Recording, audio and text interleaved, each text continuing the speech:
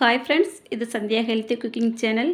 இன்றைக்கி இந்த வீடியோவில் நம்ம சனிக்கிழமை அன்னைக்கு காலையிலேருந்து நைட் வரைக்கும் நம்ம வீட்டில் என்ன வேலைகள் எல்லாம் பார்த்தோம் அப்படிங்கிறது ஒரு சின்ன விலாகாக பார்க்கலாம். வீடியோ ரொம்ப பெருசாக போட்டாலும் உங்களுக்கு பார்க்க விருப்பம் இருக்காது அப்படிங்கிறதுனாலே சின்ன வீடியோவாக தான் இப்போ எடுத்திருக்கேன். இப்போ பார்த்தீங்கன்னா காலையிலே இன்றைக்கி புட்டு மாவு இருந்தது. இந்த ஃப்ரிட்ஜில் வாழைப்பழம் 2-3 நாளைக்கு முன்னாடியே உள்ளது, கவரில் அப்படியே வச்சுருந்தது. கவனிக்கவே இல்லை. ஆனால் பழம் நல்லா இருக்குது, தோல் மட்டும் நம்ம ஃப்ரிட்ஜில் வச்சாலே கருக்கும் இல்லையா, கருத்து போய் இருந்தது. அதை எடுத்து வச்சுருக்கேன்.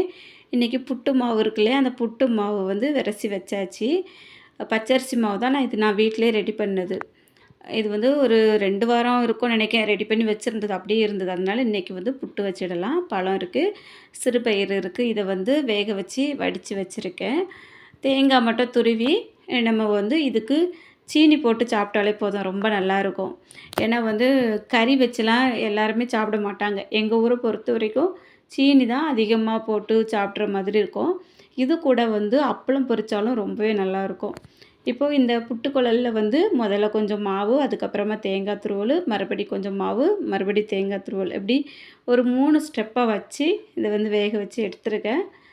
இனி இதில் ஒரு பழமும் கொஞ்சம் நம்ம வேக வச்சு வச்சுருக்கோம் இல்லையா சிறுபயிறு, அதுவும் சேர்த்துட்டு இதுக்கு மேலே சீனி போட்டு சாப்பிட்டோம் அப்படின்னா அந்த சூட்டோட அந்த சீனியை சேர்த்து மிக்ஸ் பண்ணி சாப்பிடும்போது ரொம்ப டேஸ்ட்டாக இருக்கும்.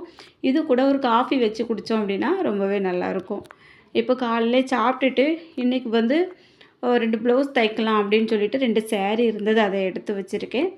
இது 2 தைக்க முடியல அப்படின்னாலும் கண்டிப்பாக 1ஆவது தைக்கணும் அப்படிங்கிற மாதிரி நான் காலையிலே சாப்பிட்டு முடிச்சதுக்கப்புறமா இதை கட் பண்ண ஆரம்பிச்சிட்டேன். இன்றைக்கி சனிக்கிழமை அப்படிங்கிறதுனால காலையிலே சமையல் பண்ணலை. இப்போது லேட்டாக தான் கொஞ்சம் வேலைகள் எல்லாம் பார்த்துட்டு புட்டு மட்டும் வச்சு சாப்பிட்டுட்டு ஒரு ப்ளவுஸு நான் கட் பண்ணி வச்சுட்டு அதுக்கப்புறமா கொஞ்சம் நேரம் உட்காந்து ரெஸ்ட் எடுத்துகிட்டு தான் சமையல் பண்ணினேன். இன்றைக்கி பார்த்திங்கன்னா நான் முதல்ல வேறு மாதிரி ஐடியா பண்ணேன். இது கருவாட்டு குழம்பு தான். முதல்ல பீட்ரூட் இருந்தது, பாவக்காய் இருந்தது, இதெல்லாம் வச்சுட்டு ஒரு ரசம் ஏதாவது சிம்பிளாக வச்சிடலாம் அப்படின்ட்டு பிளான் பண்ணேன். ஆனால் என் பையன் இன்றைக்கி மீன் வாங்குவேன்னு சொல்லியிருந்தீங்க, வாங்கலை அப்படின்னு கேட்டதும் சரி கருவாடு வச்சு நம்ம குழம்பு வச்சிடலாம் அப்படின்ட்டு சாலை கருவாடு வச்சு குழம்பு வச்சுருக்கேன். அதில் கத்திரிக்காய், முருங்கைக்காய், அதுக்கப்புறமா வெங்காயம், தக்காளி எல்லாம் போட்டு வச்சுருக்கேன். அதில் கொஞ்சம் கருவாடை எடுத்து ஒரு 20 கருவாடுக்கு மேலே இருந்தது. அந்தளவு குழம்புக்கு தேவை இருக்காது அப்படிங்கிறதுனால கொஞ்சம் கருவாடு எடுத்து நான் லைட்டாக மசாலா மட்டும் தடவிட்டு தோசை தவாவில் போட்டு வறுத்து எடுத்துட்டேன். இது பார்த்திங்கன்னா பாவக்காய் நல்லா வதக்கி வச்சுருக்கேன். இதுவும் சூப்பராக இருக்கும், ரொம்ப கசப்பெல்லாம் தெரியாது இந்த மாதிரி வச்சா.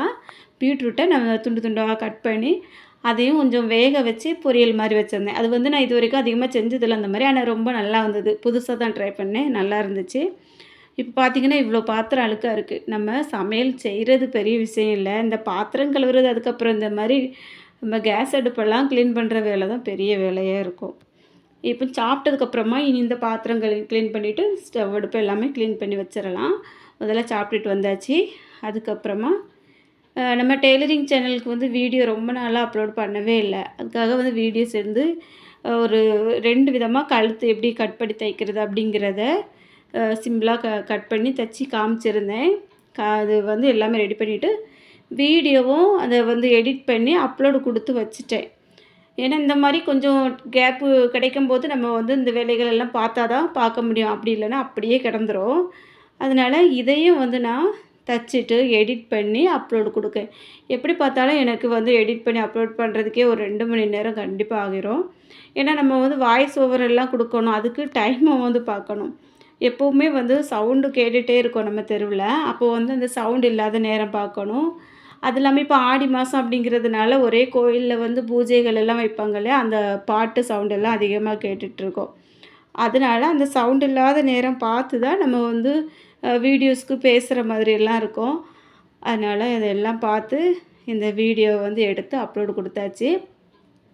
நீங்கள் உங்களுக்கு அந்த டெய்லரிங் சேனல் தெரியல அப்படின்னா தங்கம் டெய்லர்னு நீங்கள் சர்ச்சிங்கில் அடித்து பாருங்கள், வீடியோ இந்த சேனல் வரும். நிறைய டெய்லரிங் சம்மந்தப்பட்ட சேனல் இந்த வீடியோஸ் எல்லாமே இருக்குது, அதையும் பாருங்கள், ரொம்பவே யூஸ்ஃபுல்லாக இருக்கும். புதுசாக கற்றுக்கிட்றவங்களுக்கும் ரொம்ப யூஸ்ஃபுல்லான வீடியோஸாக தான் இருக்கும். இப்போ பாருங்கள் 2 விதமாக இந்த கழுத்து தைச்சி நான் எல்லாமே வீடியோலாம் எடுத்து முடிச்சிட்டேன், அப்லோடு கொடுத்தாச்சு. அதுக்கப்புறமா இந்த ஒரு ப்ளவுஸு தைக்க வேண்டியது இருந்தது. காலையில 2 ப்ளவுஸு கட் பண்ண எடுத்தேன் இல்லையா, அதில வந்து ஒரு ப்ளவுஸ் இது கட் பண்ணி இதையும் தச்சு முடிச்சாச்சு. அப்புறம் இன்னைக்கு வந்து ரெஸ்ட் எடுக்க டைமே இல்ல எனக்கு. காலையிலேருந்தே ஃபுல்லா வேலை தான். இப்போ பார்த்தீங்கன்னா, நான் மிஷினில உட்காந்ததுனால என் மக வந்து ஒரு பாட்டில்ல தண்ணி கொண்டு வச்சுட்டா. நான் கொஞ்சம் கொஞ்சம் தண்ணி குடிச்சிட்டே தான் வேலை பார்த்தேன். அப்புறம் பார்த்தீங்கன்னா, கருவாட்டு குழம்பு சாப்பிட்டேன் இல்லையா, வயிறு வந்து கொஞ்சம் மந்தமா இருந்தது. வெந்நியும் போட்டு கொண்டு வந்தா.